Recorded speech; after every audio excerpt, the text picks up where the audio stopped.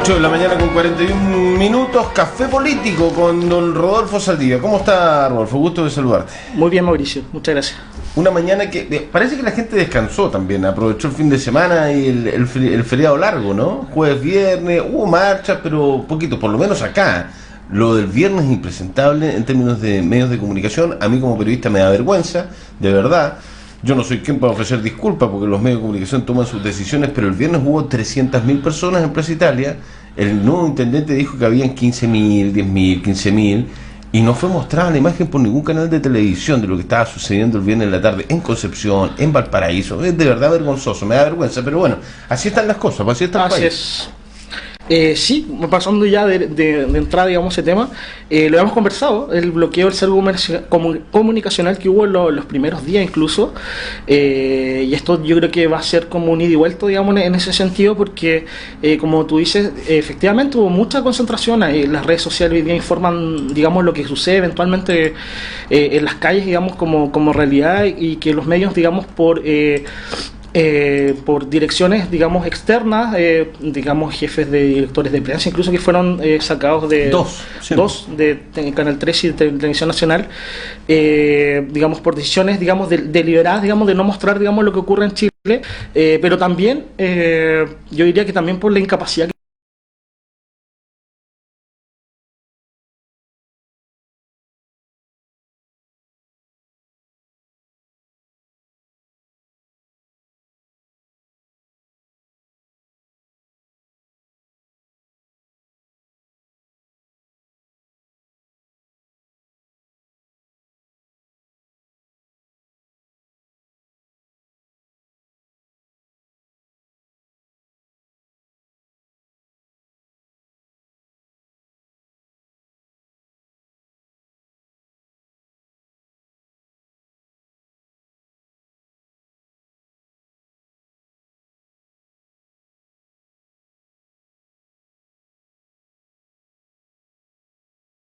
la última semana, digamos, y no han aparecido, digamos, mostrando las historias de las personas, digamos, que han sido asesinadas por fuerzas militares.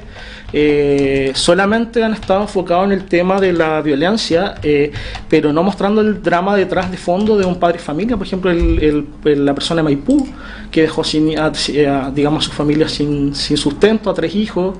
Él no estaba participando activamente en la marcha, digamos, en una movilización en Maipú, y fue, digamos, asesinado. Ese como tanto, hay varios casos. Y lo que me llamó la atención, sí, es que el gobierno da a conocer de que hay 500 civiles aproximadamente heridos o que tienen con algún tipo de lesiones y 1.000 carabineros. O sea, hay el doble de carabineros heridos que civiles en las últimas 2 semanas, según la información que ha entregado el gobierno. Exactamente. Y ahí se activó también una campaña que ya venía de antes, el tema de si los carabineros y las Fuerzas Armadas tienen derechos humanos. Yo creo que ya la ciudadanía ya tiene claro el pleno del punto, pero conviene recordarlos que todos tenemos derechos humanos, pero el punto es que las violaciones en particular de los derechos humanos los cometen los agentes del Estado porque ellos tienen el monopolio de la fuerza. Es una definición que se ha adoptado, digamos, internacionalmente, por lo tanto ellos son, como tienen el monopolio de la fuerza, capaces de violar o atentar contra derechos humanos.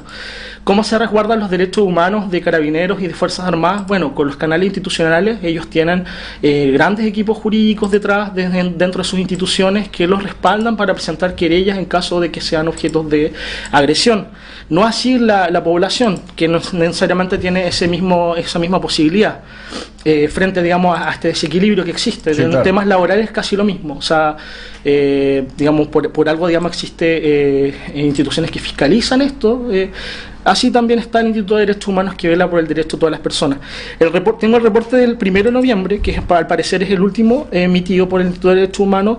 Hay 13 amparos presentados, 5 querellas por homicidio, 18 querellas por violencia sexual, querellas por tortura son 132, otras querellas 11, personas detenidas 4.316 y heridos en hospitales por disparos de bala, ojo, bala, 40, por perdigones 473, por armas de fuego no identificadas 305 y por balines 30. Heridos con heridas oculares, digamos, incluso con pérdida de visión 157. Y esto es un tema que pasando a, digamos, a la acusación constitucional, el ministro del Interior va a tener que dar cuenta al país de qué es lo que ocurrió, que es un mecanismo que se activó la semana pasada por parte de un movimiento transversal de partidos de oposición, en particular todo el arco político de oposición presentaron una acusación constitucional la semana pasada.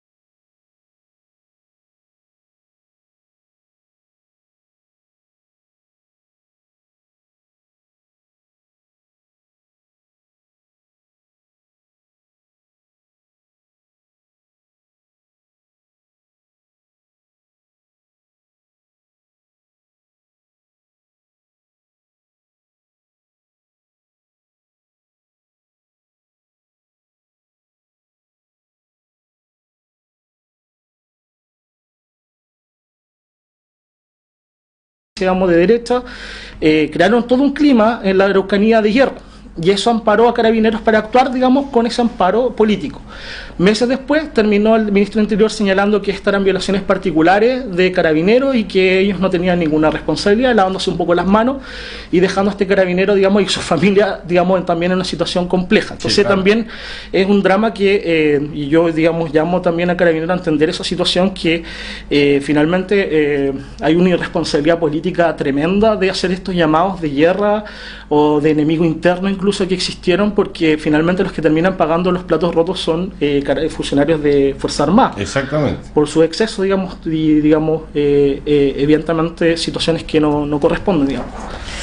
Ya, mira, estaba justamente abriendo parte de la entrevista, perdón, de la encuesta que es el termómetro social de octubre de 2019, donde está el Centro de Microdatos de la Universidad de Chile, el Centro de Estudios de Conflicto y Cohesión Social, y de SOC, que es el Núcleo Milenio en Desarrollo Social. Pero quiero ir a una cosa, porque sé que tenías algo de gabinete, del nuevo gabinete, del cambio de gabinete de hace algunos días.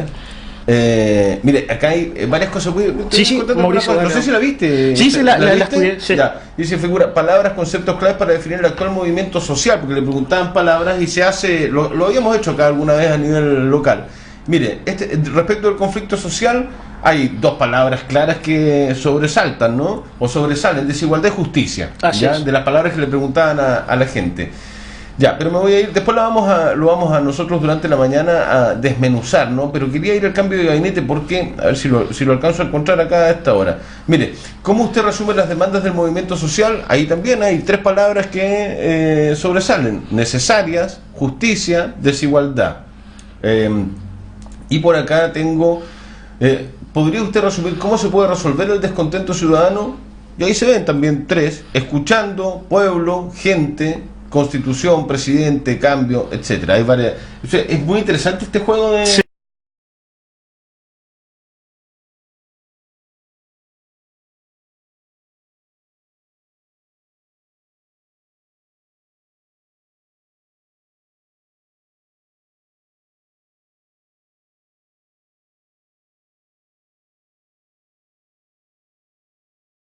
Otros nuevos, por decirlo, pero lo de Cecilia Pérez es como lo más inentendible de todo, ¿no? Claro.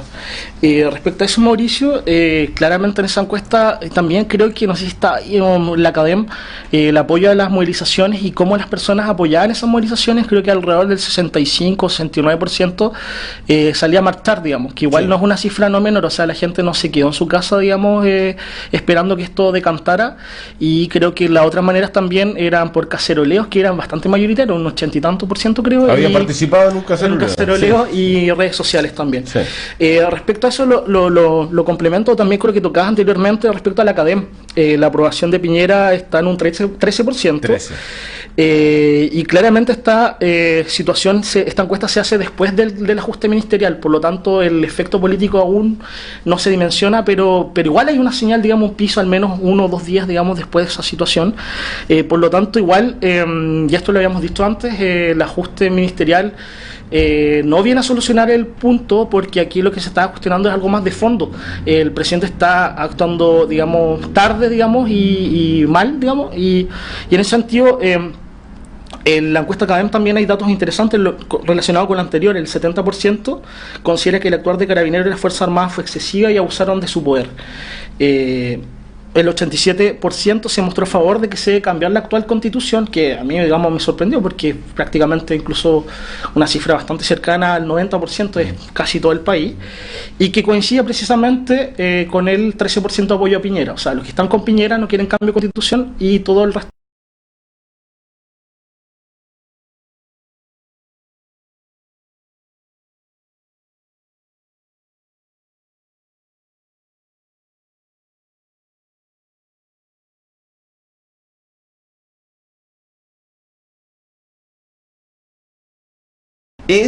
Son muy parecidos a las que se arrojó el termómetro social Así el es. fin de semana. Sí, Es muy parecida parecida. a la de la Chile. Exacto. Y respecto a eso del ajuste, pasando al ajuste, bueno, el tema de la ministra Cubillo ya, digamos, no se sostiene, digamos, digamos, no tiene empatía ni capacidad de diálogo con los profesores, por lo tanto ese foco de conflicto no va a poder, no va a cesar, digamos, mientras ella esté, porque es una piedra a tope, digamos, para llegar a cualquier tipo de avance en materia de educación, por lo menos.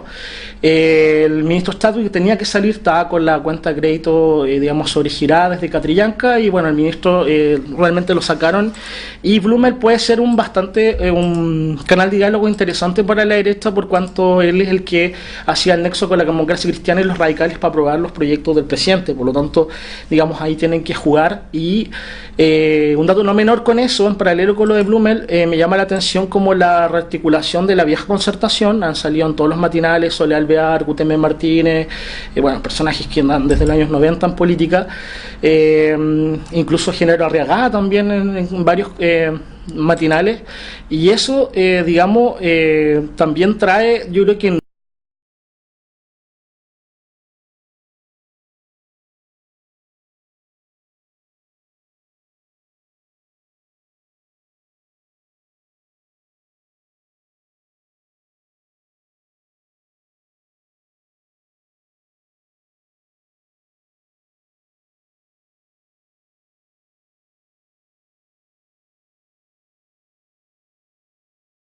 digamos, y Ricardo Lagos incluso también, Genaro Regada, a todo y lo que hemos visto, todos los ministros, incluso hasta el presidente del PPD, Heraldo Muñoz también.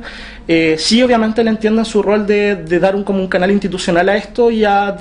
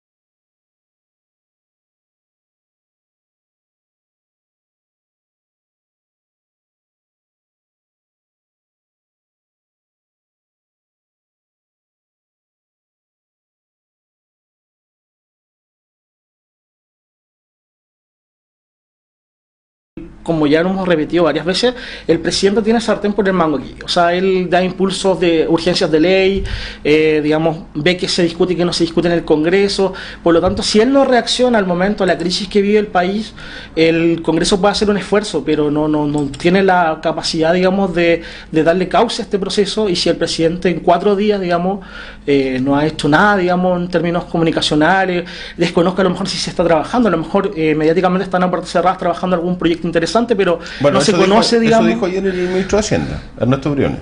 Podría ser esa es una salida, digamos, y yo me pregunto, por ejemplo, si el presidente pidió perdón y dijo que no había entendido, digamos, lo que estaba sucediendo en el país, digamos, o al menos lo planteó de otra manera, pero ¿qué costaba, digamos, el día viernes, por ejemplo, antes de la marcha, llamar a, no sé, a los directores de carrera de sociología de 10 universidades, 10 economistas, incluso de sectores de oposición principalmente, para no tener, digamos, un sesgo ideológico en el diagnóstico, y quizás después más adelante abogados, digamos, de oficialistas para darle un cauce, digamos, jurídico a esto, pero entender, hacer un esfuerzo de la moneda del presidente, escuchar, digamos, a la opinión de expertos, sociólogos, filósofos incluso si existen, y darle un canal, digamos, de expresión a lo que ocurre en el país. No se hizo, digamos, y claramente están jugando con temas que, digamos, con fuego, digamos, porque hoy día, como tú dices, en una marcha bastante numerosa, yo creo. ¿A nivel nacional? A nivel nacional. ¿O a nivel local? No, a nivel nacional. Ya. A nivel nacional. Y eso también va a traer efectos, porque si la marcha es exitosa, va a generar como un canal de alimentación, de retroalimentación, a que el otro día, a 3 días más, haya otra y otra y otra y otra, y finalmente no van a salir de ese círculo y no se va a generar el desgaste que a lo que espera, yo creo, que el gobierno que... Profesores mantienen el paro, y yo he leído y escuchado, y han habido comunicados de otros sectores de trabajadores donde apuntan a que va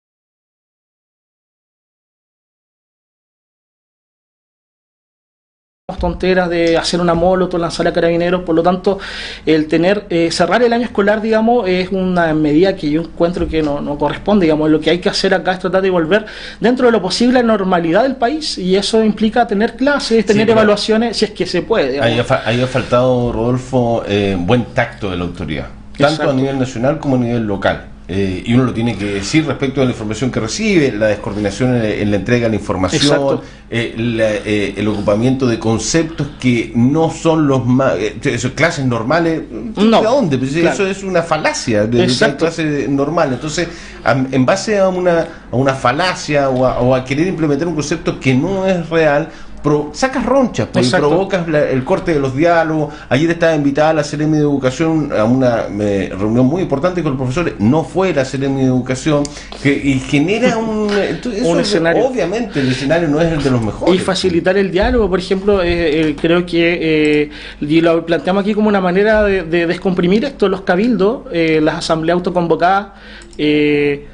El alcalde, por ejemplo, acá en Punta Arenas, creo que no ha ido a ninguna. Entonces, tampoco da una señal, digamos, de apertura, que lo que puede ser una alternativa es comprimir esto, digamos, pueda, digamos, dar una señal importante en ese sentido. Entonces, como tú dices, falta de tacto político, entender la situación y conversar. Si finalmente, incluso Sergio Mico, el director del Instituto Nacional de Derechos Humanos, decía que, y le encuentro toda la razón, digamos, esto pasa por un tema político, y ellos no se pueden meter en ese aspecto, sino que dar sugerencias. Y una de las sugerencias decía es que no se desactive el diálogo. Y el diálogo, digamos, desde el punto de vista del gobierno, digamos, se vuelve difícil si es que no se entiende un buen diagnóstico de lo que ocurre. Y abrirse, por ejemplo, a discutir una nueva constitución, sobre todo con la encuesta última, también es un error. Le dio un portazo incluso